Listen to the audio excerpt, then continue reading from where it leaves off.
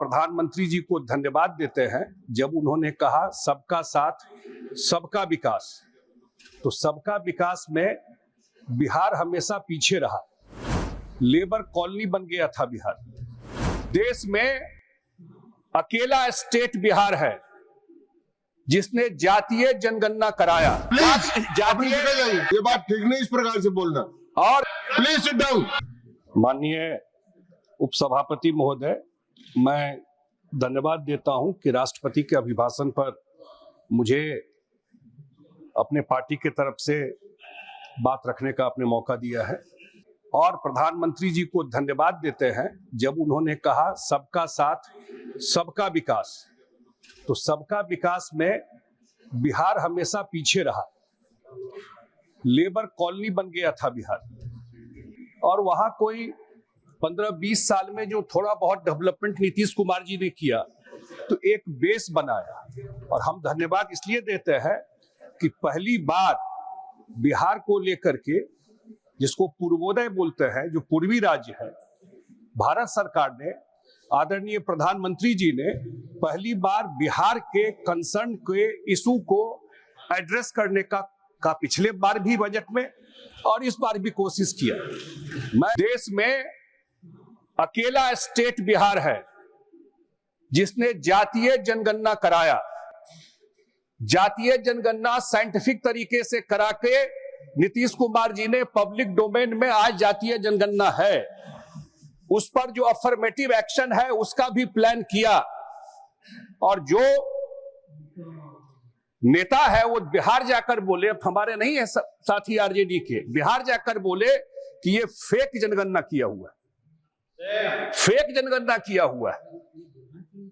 खड़गे साहब बैठे हुए हैं, कर्नाटक में कब जनगणना हुआ था? आज तक क्यों नहीं रिकॉर्ड पे आया कर्नाटक का जनगणना?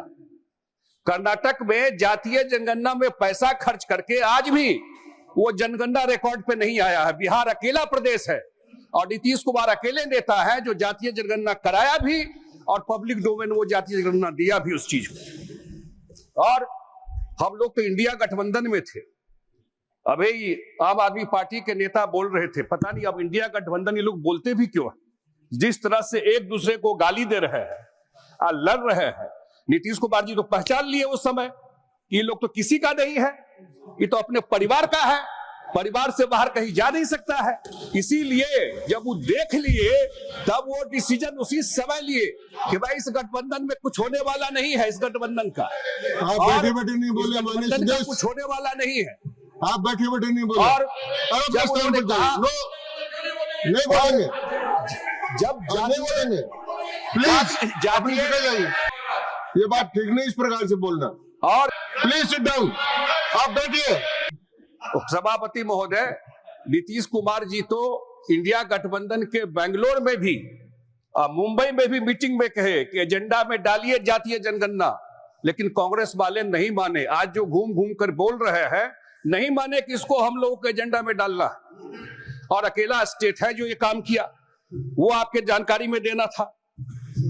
उपसभापति महोदय, आप इनको समझा दीजिए। बिहार में मैंने बताया कि जिस तरीके से मोदी जी के द्वारा जो इंफ्रास्ट्रक्चर में काम दिया गया है, जो भारत सरकार के द्वारा वेस्टर्न कोसी, जो कल वित्त मंत्री ने घोषणा किया परसों, कोसी की त्रासदी आप लोग अखबार में देखते होंगे कि पूरा उत्तर बिहार फ्लड से डूबा रहता है, नेपाल से पानी आता है।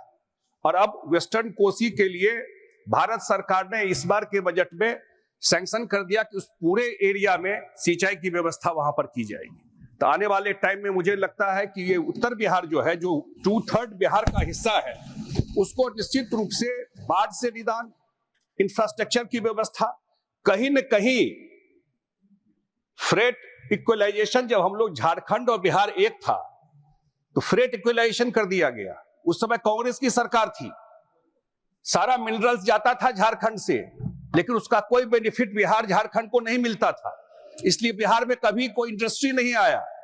लेबर फैक्ट्री जो मैं कहता हूं उसी समय से हो गया। पहली बार केंद्र सरकार का ध्यान बिहार पे गया है और केंद्र सरकार का जो बिहार पे ध्यान गया है उसमें निश्चित रूप से आने वाले टाइम में बिहार एक लेवल पे तो खुद भी आ गया है।